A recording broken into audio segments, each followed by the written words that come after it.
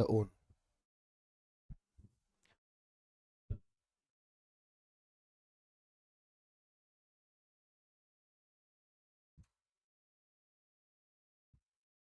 Good morning, class. Today we discuss about an important topic, which is parliament. This topic is important for academic purpose as well as for competition purpose. Academic purpose, like this topic is common in 8th class, 9th, 10th, 11th, 12th, and also all competitive part. This part is parliament. So we're discussing about parliament. तो parliament क्या होता है? Parliament is a combination of three parts. Parliament is a combination of three parts. One is Lok Sabha, second is Rajya Sabha, and third is President. One is, that is President, another Lok Sabha, and Rajya Sabha. In this point, remember one thing. President is an important part of Parliament. Part not member. Parliament का important part है president, but president किसी भी house का, ना तो लोकसभा और ना ही राज्यसभा, इनमें से किसी भी हाउस का मेंबर नहीं होता. मतलब प्रेसिडेंट लोकसभा की मीटिंग में या राज्यसभा की मीटिंग में, इन दोनों हाउस की मीटिंग में सिटिंग नहीं कर सकता. He is not allowed to sitting in any house, Lok Sabha और Rajya Sabha. Okay, done. So remember this point. President is an important part of parliament, but president is not sit in any house of the parliament. President is not member of any house of the parliament, either Lok Sabha or Rajya Sabha. Clear? Next, parliament is discussed in which article of the constitution? Parliament is discussed in article 79, and from article 79 to article 122. Article 79 to article 122, we discuss all thing about the parliament. And this is the fifth part of the constitution. Constitution of India के बहुत सारे part होते हैं, तो जो fifth part है constitution का, वो पार्लियामेंट की डिस्कशन से रिलेटेड होता है. और कौन से आर्टिकल्स हैं? 79 टू 122 आर्टिकल्स पार्लियामेंट के डिस्कशन के बारे में है. यहां पे एक और क्वेश्चन है कि पार्लियामेंट ज्यादा पावरफुल है या कॉन्स्टिट्यूशन? पार्लियामेंट ज्यादा पावरफुल है या कॉन्स्टिट्यूशन? तो इसका आंसर है कि पार्लियामेंट से ज्यादा पावरफुल है कॉन्स्टिट्यूशन. कॉन्स्टिट्यूशन. ऐसा क्यों? क्योंकि कॉन्स्टिट्यूशन ने पार्लियामेंट को क्रिएट किया है, ना कि पार्लियामेंट ने कॉन्स्टिट्यूशन को. Remember this point. कॉन्स्टिट्यूशन ने पार्लियामेंट को क्रिएट किया है. तो which is more powerful, parliament और कॉन्स्टिट्यूशन? कॉन्स्टिट्यूशन. मतलब कॉन्स्टिट्यूशन से ऊपर पार्लियामेंट भी नहीं है, कॉन्स्टिट्यूशन से ऊपर पार्लियामेंट का कोई प्रोसेस भी नहीं है. सब कुछ कॉन्स्टिट्यूशन के अकॉर्डिंग होगा. Clear? Okay, now we discuss this things one by one.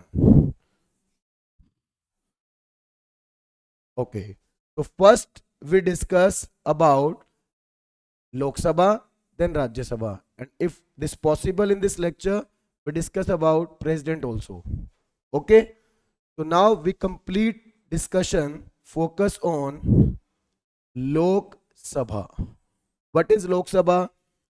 How you become a member of Lok Sabha? Qualification, disqualification, everything. So we start. Lok Sabha. Lok Sabha is also known as lower house. Lok Sabha is known as lower house. Second, Lok Sabha is also known as House of People. देखिए, पहला नाम है लोकसभा, दूसरा नाम है lower house, तीसरा नाम है house of people. Clear? Lok Sabha बोलते हैं, लोअर हाउस बोलते हैं और हाउस ऑफ पीपल बोलते हैं. ये चीज ध्यान रखेंगे. अब इसका रीजन कि लोकसभा को लोअर हाउस क्यों बोलते हैं, क्योंकि जहां तक आपने बेसिकली पढ़ा होगा कहीं पे भी कि लोकसभा और राज्यसभा में ज्यादा पावरफुल हाउस कौन सा है, तो no doubt Lok Sabha is more powerful than Rajya Sabha. तो if you deep in the knowledge, Lok Sabha is also consider as first house.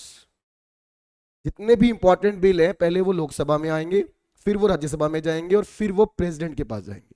Process क्या होता है कि एक बिल आता है, वो लोकसभा में डिस्कस होता है, फॉर एग्जाम्पल मनी बिल, जिसमें कि सभी टैक्सेस वगैरह डिस्कस होंगे, तो वो लोकसभा में डिस्कस होगा, उसके बाद वो राज्यसभा में जाएगा और उसके बाद प्रेसिडेंट उसको साइन करेगा। और जब प्रेसिडेंट साइन करेगा तो वो बिल क्या बन जाएगा, एक्ट। तो लोकसभा पहला हाउस है, लोकसभा में ज्यादा इंपॉर्टेंट बिल्स डिस्कस होते हैं, तब भी लोकसभा को लोअर हाउस बोल रहे हैं। ऐसा क्यों? क्योंकि लोकसभा के जो मेंबर्स बनते हैं वो डायरेक्ट इलेक्शन से बनते हैं। लोकसभा के जो मेंबर बनते हैं वो डायरेक्ट इलेक्शन से बनते हैं और वहां पे कोई नॉलेज मैटर नहीं करती। फॉर एग्जाम्पल, अगर मैंने मान लो लोकसभा का इलेक्शन लड़ना है, ठीक है, तो लोकसभा का इलेक्शन लड़ने के लिए मिनिमम एज होनी चाहिए 25। लोकसभा का अगर आप इलेक्शन लड़ना चाहते हो तो उसकी मिनिमम एज 25 होनी चाहिए। अगर मेरी एज मिनिमम 25 है, मैं इंडिया का सिटीजन हूं, मैं मेंटली स्टेबल हूं, तो मैं लोकसभा का इलेक्शन लड़ सकता हूं। क्या मुझसे कोई स्पेशल नॉलेज की रिक्वायरमेंट है? नहीं। क्या मेरे से कोई भी कि सर आपके पास एमबीए की डिग्री होनी चाहिए, आपके पास डॉक्टरेट का टाइटल होना चाहिए, ऐसा कुछ भी नहीं है। कोई भी पर्टिकुलर क्वालिफिकेशन की जरूरत नहीं है। मेरा कोई एक्सपीरियंस काउंट हो रहा है कि सर मैं कोई पॉलिटिशियन हूं तो कितना एक्सपीरियंस मेरे पास है, ऐसा कुछ भी नहीं है। ठीक है, तो लोकसभा में जब भी आप इलेक्शन लड़ते हो, डायरेक्ट इलेक्शन होता है, आपकी एज मिनिमम 25 है और आपको वोट देते हैं। और कौन वोट देता है आपको? पीपल। ठीक है, इंडिया के सिटीजन सिटीजन आपको वोट देंगे। इंडियन सिटीजन ही आपको वोट दे सकता है। जैसे मैं मान लो अमेरिका का सिटीजन हूं और मैं इंडिया में घूमने आया हूं और इंडिया में इलेक्शन चल रहे हैं, तो क्या मैं यहाँ पे वोट दे पाऊंगा? नहीं, सिर्फ सिटीजन ही वोट दे सकते हैं। ठीक है, तो वोट होगा, इसी वोट वर्ड को आपने एक जगह पढ़ा होगा, फ्रेंचाइज, यूनिवर्सल एडल्ट फ्रेंचाइज। तो राइट टू वोट कह दीजिए, यूनिवर्सल एडल्ट फ्रेंचाइज कह दीजिए, एक और वर्ड होता है सफ्रेज। तो तीनों वर्ड्स का मतलब सेम ही है, वोट, वोटिंग पावर। तो पब्लिक क्या करेगी? वोट देगी। पब्लिक यहाँ पे वोटिंग का एक एज लिमिट है, मिनिमम 18। आपकी एज मिनिमम 18 होनी चाहिए, मैक्सिमम कुछ भी हो, नो लिमिट। सिमिलरली लोकसभा का इलेक्शन लड़ने के लिए आपकी मिनिमम एज 25 होनी चाहिए, मैक्सिमम नो लिमिट। और ये जो एज है वोटिंग एज, ये जो 18 है, ये स्टार्टिंग से 18 नहीं है। ये वोटिंग एज पहले कितना था? 21। 1988 में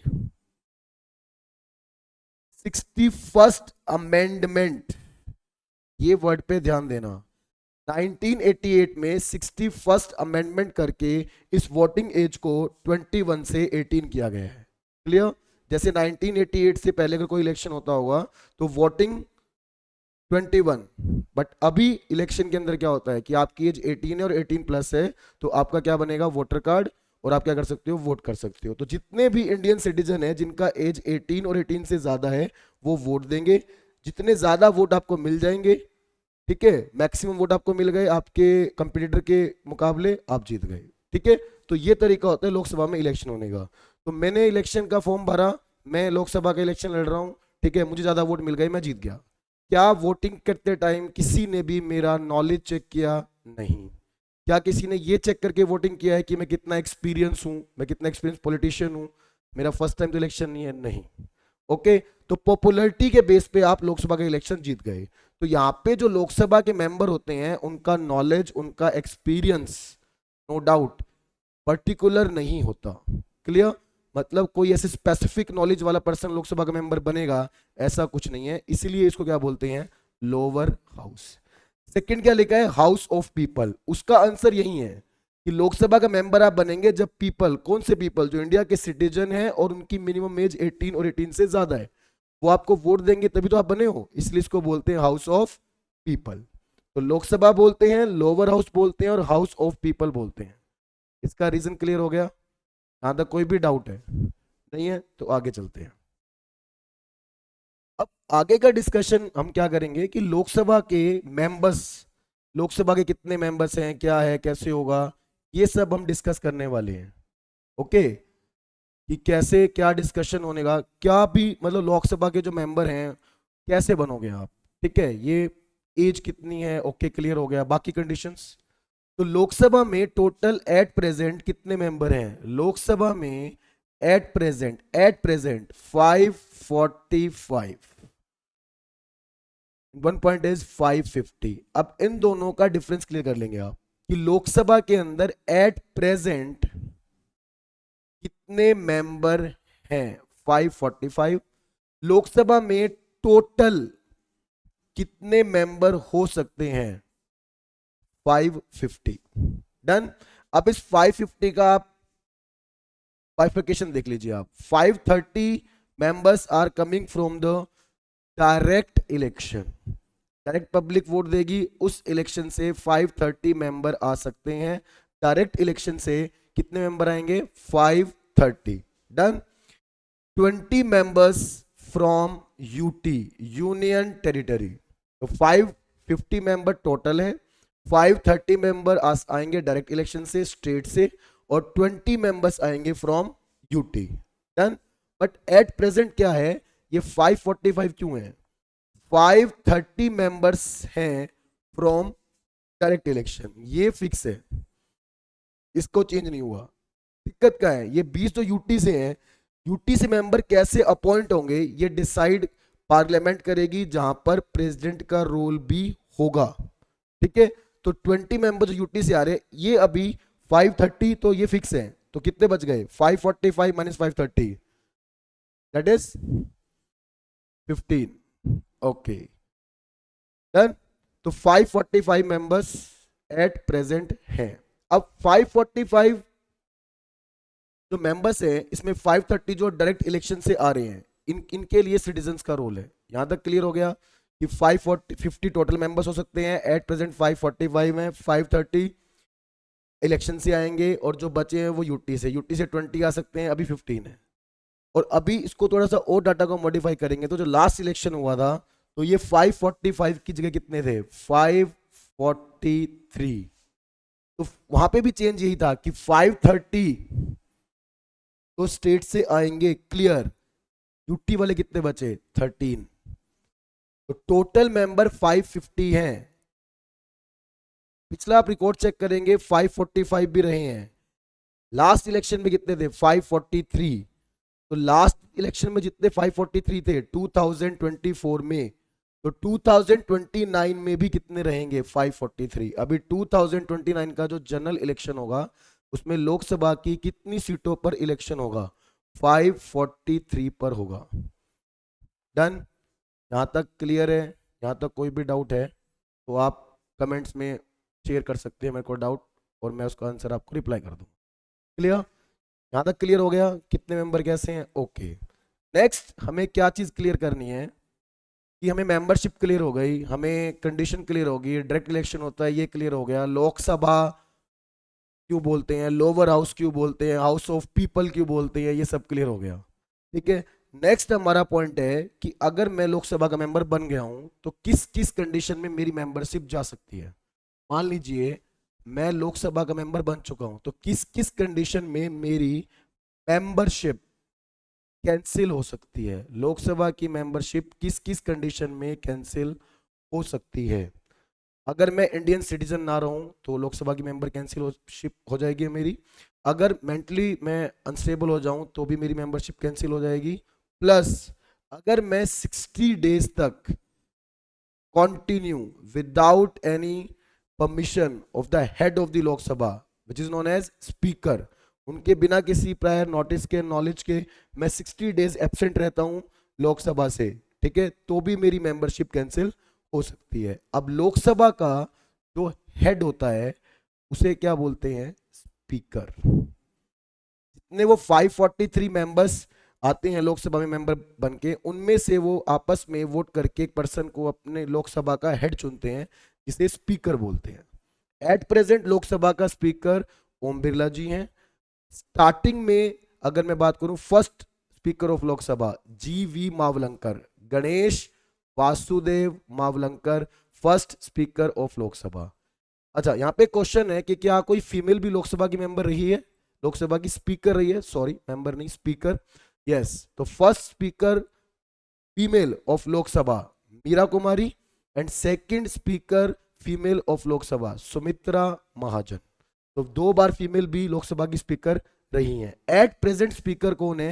एट प्रेजेंट लोकसभा के स्पीकर हैं ओम बिरला। और जो स्पीकर होता है वो किसी भी कंडीशन में स्टार्टिंग में वोट नहीं देता किसी भी बिल के ऊपर। स्पीकर वोट तभी देगा जब किसी बिल पे वोटिंग में टाई हो जाता है। मान लीजिए कि 100 मेंबर्स प्रेजेंट हैं और किसी बिल पे वोटिंग हो रही है, 50 ने बोला बिल के लिए यस, 50 ने बोला नो। अब कौन वोट करेगा? अब वोट करेगा स्पीकर। तो speaker is work like an umpire. और जैसे आप क्लास में होते हो, टीचर सब मैनेज करता है, ऐसे जब आप लोकसभा के अंदर बैठे हो और सारे प्रोसीडिंग चल रही है, तो उस पूरी प्रोसीडिंग को कंट्रोल करने के लिए कौन होता है? वहां पे स्पीकर होता है। स्पीकर एब्सेंट हो तो वहां पे डिप्टी स्पीकर होगा। तो डिप्टी स्पीकर क्या बन जाएगा उस टाइम पे? स्पीकर बन जाएगा। क्लियर? ये ऑलमोस्ट जितना भी इंपॉर्टेंट डाटा था लोकसभा से रिलेटेड हम काफी कुछ कर चुके हैं। अभी बात आती है टेन्योर की। लोकसभा का टाइम पीरियड 5 ईयर होता है और हर 5 साल में इलेक्शन होंगे। तो लोकसभा कैसा हाउस है? नॉन परमानेंट हाउस है, परमानेंट नहीं है, नॉन परमानेंट है। 5 साल के बाद फ्रेश इलेक्शन होंगे और जो भी पार्टी मैंने बोला जो भी पॉलिटिकल पार्टी लोकसभा में 50% +1, ये बात ध्यान रखेंगे, जिस भी पार्टी के पास लोकसभा में 50% +1 सीटें हैं वो बनेगी रूलिंग पार्टी और वही पार्टी बनाएगी गवर्नमेंट। ओके? जैसे एट प्रेजेंट अगर मैं बात करूं तो एट प्रेजेंट जो बीजेपी पार्टी है वो रूलिंग पार्टी है, यस। फॉर एग्जांपल अगर मैं लोकसभा के लिए एट प्रेजेंट बात करता हूं तो एट प्रेजेंट लोकसभा के अंदर बीजेपी क्या है? रूलिंग पार्टी है, क्योंकि इनके पास ऑलमोस्ट 299 के अराउंड सीटें हैं, because BJP is collab with the other parties and BJP and other party collaboration is known as NDA. तो किसकी गवर्नमेंट है? एनडीए की, नेशनल डेमोक्रेटिक अलायंस। और उसमें बिगेस्ट पार्टी कौन सी है? बीजेपी, जिनके पास 299 के अराउंड सीटें हैं। ओपोजिशन पार्टी क्या होता है? एक पार्टी है कांग्रेस पार्टी। तो इस टाइम पे कांग्रेस पार्टी के पास 99 सीटें हैं लोकसभा में। तो लोकसभा में ओपोजिशन पार्टी कौन है? कांग्रेस। ओपोजिशन पार्टी कौन है? कांग्रेस। और ओपोजिशन पार्टी के लीडर कौन है? राहुल गांधी। इसलिए जब भी गवर्नमेंट कुछ बिल रिप्रेजेंट करती है लोकसभा में तो ऑपोजिशन की तरफ से उसके अगेंस्ट किसी भी तरह का क्वेश्चन कौन करता है? राहुल गांधी जी रिप्रेजेंट करते हैं उस चीज को। ओके? और जो ऑपोजिशन लीडर होता है बेटा उसके पास पावर होती है equal to cabinet minister. Clear? यहां तक कोई डाउट है? लोकसभा के बारे में ऑलमोस्ट हम सब कुछ डिस्कस कर चुके हैं। लास्ट पॉइंट कि लोकसभा का इलेक्शन, फर्स्ट इलेक्शन कब हुआ था, क्या हुआ था? तो फर्स्ट इलेक्शन जो लोकसभा का हुआ था इंडिया में वो 1952 में हुआ था। First general election in India 1952 में फर्स्ट जनरल इलेक्शन हुआ था। क्लियर? हर 5 साल में इलेक्शन होगा। क्लियर? लेकिन अगर आप हिस्ट्री चेक करोगे तो क्या हर बार ऐसा हुआ है कि हर एक सरकार ने 5 साल पूरे किए हैं? नहीं। कई बार क्या होता है कि 5 साल से पहले ही लोकसभा का इलेक्शन हो जाता है। इस 5 साल से पहले 5 साल क्या नहीं किए? कंप्लीट नहीं किए लोकसभा ने। 5 साल से पहले ही इलेक्शन हो गया। ऐसा क्यों? बीजेपी के पास मेजोरिटी है, ओके, बट बाई चांस अगर बीजेपी के जो at present member of parliament है लोकसभा में, अगर वो अपनी मेंबरशिप क्विट कर देते हैं और बीजेपी माइनॉरिटी में आ जाती है, उसके पास उतने एमएलए नहीं होते। कितने? 50% +1। तो अगर अभी हम 543 का 50% +1 देखेंगे तो ये ऑलमोस्ट 272 के अराउंड आएगा। तो 272 से जैसी टैली नीचे जाएगी तो बीजेपी के अगेंस्ट ऑपोजिशन पार्टी स्पीकर को कंप्लेन करेगी कि इनके पास मेजोरिटी नहीं है, और बीजेपी अपनी मेजोरिटी प्रूफ नहीं कर पाएगी तो सरकार को रिजाइन करना पड़ेगा, पीएम को रिजाइन करना पड़ेगा। और पीएम का रिजाइन का मतलब है सरकार डिसॉल्व और वापस से क्या होंगे? इलेक्शन होंगे। तो ऐसा भी हुआ है इंडिया में। अगर आप एरा चेक करेंगे 1967, 1971, 1977, ये जो टाइम पीरियड आप चेक करेंगे तो आप देखेंगे कि हाँ ऐसा हुआ है कि 5 साल गवर्नमेंट, सेंट्रल गवर्नमेंट ने पूरे नहीं किए, पहले भी इलेक्शन हुआ है। फॉर एग्जांपल 1977 जब जनता पार्टी की गवर्नमेंट बनी थी, तो जनता पार्टी की गवर्नमेंट ने अपने 5 साल पूरे नहीं किए थे, उससे पहले ही उनका मेजॉरिटी चला गया था और इलेक्शन बीच में हुआ था। क्लियर? ये सब कुछ हमने लोकसभा के बारे में क्लियर कर लिया। नेक्स्ट हमारा पॉइंट क्या है कि अब हम कंप्लीटली डिस्कशन करेंगे अबाउट राज्यसभा, कि राज्यसभा क्या होता है, वहां पे क्या होता है भाई। ठीक है, तो अभी हमारा जो डिस्कशन का पॉइंट है वो राज्यसभा है। तो सेकंड हाउस जो होता है वो कौन सा होता है? राज्यसभा। मैंने बोला second house, okay, not first. First house है लोकसभा, सेकंड हाउस राज्यसभा। राज्यसभा का अनदर नेम क्या होता है? अनदर नेम होता है राज्यसभा का हाउस ऑफ रिप्रेजेंटेटिव। ठीक है, एक और नाम भी होता है अपर हाउस। राज्यसभा का नेम हाउस ऑफ रिप्रेजेंटेटिव है, अपर हाउस है, और राज्यसभा तो कहते ही हैं। अब ऐसा क्यों? देखो राज्यसभा क्यों कहते हैं? राज्य मतलब स्टेट, तो राज्यसभा इसलिए कहते हैं क्योंकि राज्यसभा में जो भी मेंबर होते हैं उनका इलेक्शन, राज्यसभा के मेंबर्स का इलेक्शन एमएलए करते हैं। MLA, member of legislative assembly. मान लीजिए अगर मैं बात करता हूं हरियाणा की, तो हरियाणा के स्टेट इलेक्शन होंगे, वहां से लेजिस्लेटिव असेंबली बनेगी, इसे नॉर्मली हम बोलते हैं विधानसभा। तो अभी उसमें कितने मेंबर्स हैं? 90। तो हरियाणा की विधानसभा के 90 एमएलएज वोट देके अपना रिप्रेजेंटेटिव कहां पे भेजेंगे? राज्यसभा में भेजेंगे। तो राज्यसभा के जो इलेक्शन होते हैं मेंबर्स का, वो एमएलएज करते हैं। पब्लिक पब्लिक राज्यसभा के इलेक्शन में डायरेक्ट वोटिंग नहीं करती, इसीलिए राज्यसभा के इलेक्शन को इनडायरेक्ट इलेक्शन कहते हैं। लोकसभा का इलेक्शन डायरेक्ट होता है, राज्यसभा का इनडायरेक्ट होता है, क्योंकि वहां पे हम वोट नहीं करते हैं, मतलब सिटीजन जो जिनकी एज 18 या 18 से ज्यादा है वो वोट नहीं करेंगे, एमएलए वोट करेंगे। लेकिन मैंने इनडायरेक्ट क्यों बोला? इन एमएलए को अपॉइंट किसने किया है? ये अपॉइंट हुए हैं by direct election from citizen of India. Okay, तो सिटीजन्स ने वोटिंग पावर यूज करके एमएलए को चुना, एमएलए ने अपने रिप्रेजेंटेटिव राज्यसभा में भेजे, इसलिए राज्यसभा का इलेक्शन क्या होता है? इनडायरेक्ट होता है, डायरेक्ट नहीं होता। अब इसे हम अपर हाउस क्यों बोलते हैं और हाउस ऑफ रिप्रेजेंटेटिव? तो ये बात तो क्लियर हो गई कि एमएलए ने अपने रिप्रेजेंटेटिव राज्यसभा में भेजे, तो इसलिए क्या है? House of representative. राज्य मतलब स्टेट, और एमएलए कहाँ के का क्या मतलब क्या है? कि विधानसभा के मेंबर, स्टेट, तो ये स्टेट का रिप्रेजेंटेशन है, इसलिए Rajya Sabha. Done. Third upper house. तो जब एमएलए अपने में से किसी को अपना रिप्रेजेंटेटिव राज्यसभा में भेजेंगे तो नो डाउट उसका एक स्पेसिफिक नॉलेज होगा, उनके पास एक पॉलिटिकल एक्सपीरियंस होगा, मतलब स्किल के मामले में, नॉलेज के मामले में, एक्सपीरियंस के मामले में वो लोकसभा मेंबर से बेटर होंगे, नो डाउट। इसलिए इसको क्या बोला गया है? Upper house. यहां तक कोई भी डाउट है? ओके, नेक्स्ट नेक्स्ट पॉइंट हम इसमें क्लियर करेंगे कि राज्यसभा का मेंबर बनने की एज क्या है, राज्यसभा का मेंबर हम कैसे बन सकते हैं, ये सब हमें क्लियर करना है। तो आई होप कि आपको अच्छे से समझ आ रहा होगा और आपको चीजें क्लियर हो रही होंगी। ठीक है, let's continue. What is the condition of the membership? तो राज्यसभा में टोटल कितने मेंबर होते हैं? 250। 250 टोटल मेंबर्स हो सकते हैं राज्यसभा में, जिनका बाइफर्केशन है 238 from state and UT, and 12 members are nominated by president.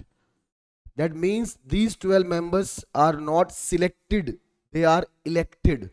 12 members nominate होते हैं, select होते हैं by president, और 238 elect होते हैं from state और UT.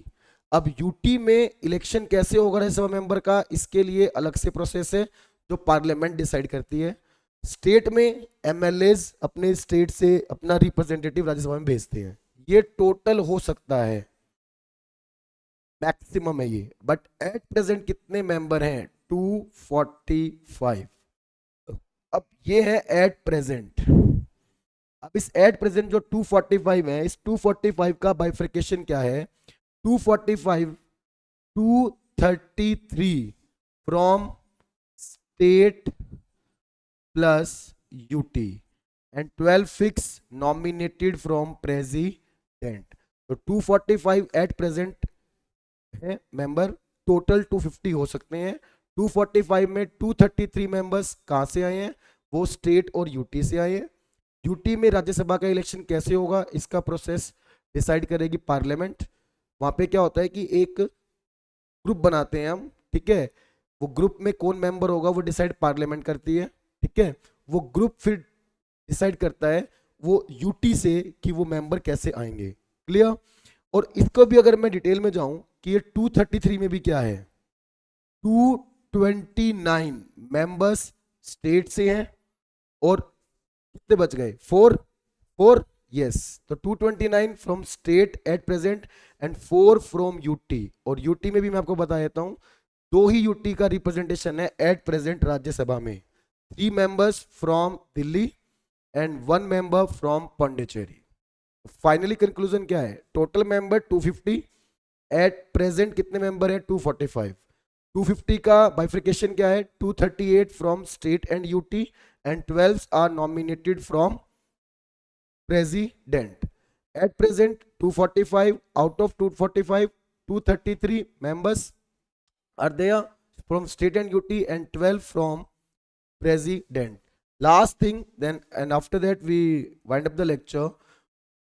12 members, 12 members which are nominated by president have 4 quality. First, these 12 members are coming from science field. Second, social service. Third, literature and last, art. मतलब आपने art के field में कुछ अच्छा किया हो, जैसे Sachin Ramesh Tendulkar, God of cricket, वो क्या रहे हैं? पार्लियामेंट के राज्यसभा के मेंबर। आपने लिटरेचर, आपकी कोई बुक है कुछ भी बहुत फेमस हो गई, आपने एक्स्ट्राऑर्डिनरी किया है, तो भी आपको राज्यसभा का मेंबर बना सकते हैं प्रेसिडेंट। सोशल सर्विस, ठीक है, आपने वाटर कंजर्वेशन, सॉइल कंजर्वेशन, किसी के लिए भी कुछ एक्स्ट्राऑर्डिनरी वर्क किया है। फॉर एग्जाम्पल एक पर्सन फेमस है राजेंद्र सिंह, जिन्हें वाटर मैन ऑफ इंडिया कहते हैं, तो उनको भी राज्यसभा मेंबर बनाया जा सकता है। साइंस, अगर आपने साइंस के फील्ड में कुछ एक्स्ट्रा ऑर्डिनरी किया है, फॉर एग्जांपल आप अभी कोई मिसाइल की कोई टेक्नोलॉजी अगर डेवलप कर दें, ठीक है, तो भी आपको फ्यूचर में क्या कर सकते हैं? प्रेसिडेंट राज्यसभा मेंबर बना सकते हैं, ठीक है। तो ये राज्यसभा के बारे में। तो राज्यसभा क्यों बोलते हैं, अपर हाउस क्यों बोलते हैं, हाउस ऑफ रिप्रेजेंटेटिव क्यों बोलते हैं, कितने मेंबर इलेक्टेड हैं, कितने नॉमिनेटेड है, एवरीथिंग इज क्लियर। और राज्यसभा को सेकंड हाउस क्यों बोलते हैं? क्योंकि इंपॉर्टेंट बिल प्रेजेंट होगा लोकसभा में, उसके बाद राज्यसभा में। और जब हम आगे लेक्चर्स में डिटेल में जाएंगे तो मैं बिल्स के बारे में बताऊंगा, तब और ज्यादा आपको क्लियर होगा कि राज्यसभा को सेकंड हाउस क्यों बोला जाता है। तो आज के लिए मैं लेक्चर यहीं पे ही वाइंड अप करने वाला हूं, कि जिसमें हमने काफ़ी चीज़ें लोकसभा के बारे में और राज्यसभा के बारे में कवर कर ली हैं। तो इस लेक्चर को आप 2 बार, 3 बार, 4 बार सुनेंगे अच्छे से, तो ये सारे पॉइंट्स आपको क्लियर हो जाएंगे। और आपके चाहे स्टेट एग्जाम हो, चाहे सेंट्रल गवर्नमेंट के एग्जाम हो, चाहे ऑल इंडिया सर्विस के एग्जाम हो, all questions related to Lok Sabha and Rajya Sabha, static question as well as concept based questions are covered from this lecture. Okay, and thank you for listening. Thank you very much.